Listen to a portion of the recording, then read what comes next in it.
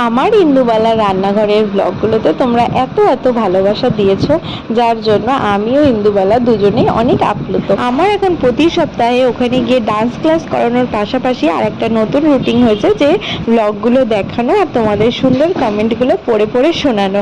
আর উনি কি সুন্দর খিলখিল করে হাসে জানো তোমাদের কমেন্টগুলো পড়ে। তো এই সপ্তাহে আমাদের মেনুতে ছিল ভাত আর পটল ভাজা, কাঁকরোল ভাজা, তার সাথে স্যালাড। পটলগুলো কি দারুণ করে কেটেছে না? তার সাথে ছিল এটা হচ্ছে থোড়ের তরকারি। এটা যে কি অমৃত হয়েছিল আমি তোমাদের বলে বোঝাতে পারবো না। আর এর সাথে ছিল চিকেন কষা। চিকেন কষাটা কিন্তু কাকু রান্না করেছিল, টেস্টটা অসাধারণ হয়েছিল। আর আমার সাথে এই দিনকে আমার ছোট ছোট বাচ্চাদেরও নিমন্ত্রণ করেছিল দিদা। এই বাচ্চাগুলো দিদার বাড়ির আশেপাশেই থাকে, সবসময় বাড়িতে যাওয়া আসা করে। আর এরা কিন্তু আমার স্টুডেন্টও। আসলে হয়েছে কি, ইন্দুবালা নতুন ডাইনিং টেবিল কিনেছে, আর তাই তার আশেপাশের বাচ্চাগুলোকে নিমন্ত্রণ করে ডাইনিং টেবিলের শুভ